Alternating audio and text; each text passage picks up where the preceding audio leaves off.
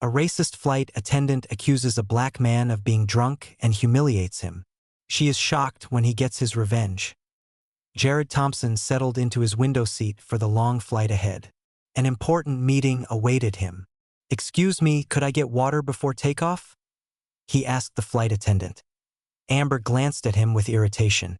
"Water service starts after takeoff," she replied curtly. Minutes later, Jared watched Amber warmly hand water to another passenger who'd made the same request. The tightening in his chest was unmistakable. After takeoff, Jared tried again. "Could I get water now?" Amber's eyes narrowed. "Are you sure you want just water?" She moved on without another word, leaving him empty-handed. An hour later, Amber leaned in close. "Sir, are you sure you didn't bring alcohol on board? I can smell it on your breath." "I haven't had a drop," Jared said firmly. "Just so you know," she said loudly, "I have full authority to call security upon landing." Nearby passengers stirred uncomfortably. When Jared flagged down another attendant, Lisa, Amber intercepted. "I'm not enabling drunk passengers on my flight," she declared. Hours passed. No water, no meal. When meal service came, Amber skipped his row entirely. "I haven't received my meal," Jared said.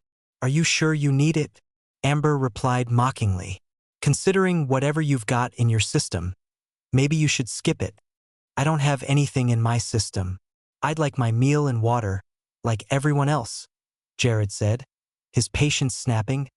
A sympathetic passenger, Mark, quietly offered Jared his water bottle.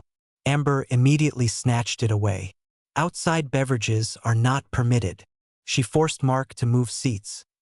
Jared had enough. "Amber, I'd like to speak with a head flight attendant." "You're looking at her?" she replied smugly.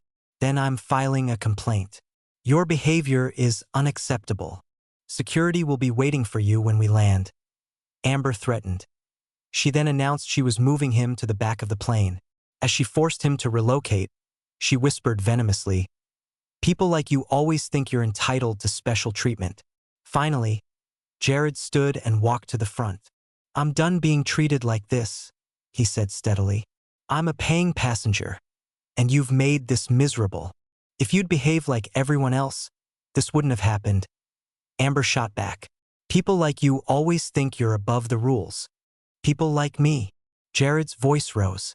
"I've been nothing but respectful while you've ignored me and accused me of things I didn't do." A man spoke up. "He's right. We've all seen how you've been treating him. The only one making a scene is you," another passenger added. "The way you've treated him is out of line." More passengers voiced support. Amber's composure cracked as she realized she'd lost control. "I want a formal complaint filed," Jared said. "I'll be following up after we land." Amber stormed away, defeated. Upon landing, security met Jared at the gate. But passengers immediately came forward with videos and testimonies. Mark showed his recording. It clearly shows how she treated him. Officers watched, their expressions hardening. More passengers came forward with recordings, each confirming Amber's discriminatory behavior. When Amber disembarked and saw the scene, officers reviewing evidence, passengers supporting Jared, her smugness vanished.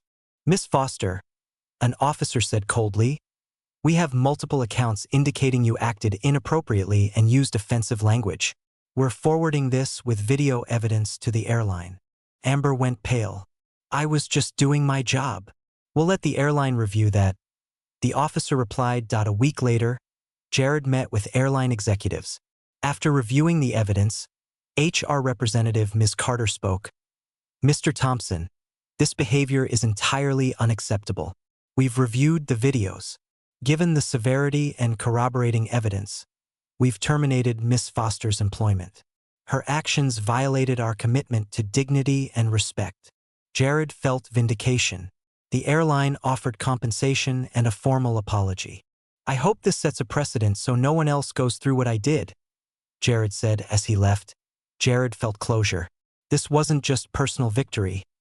It was a reminder of standing up against injustice. With his dignity intact and voice heard, he could finally move forward.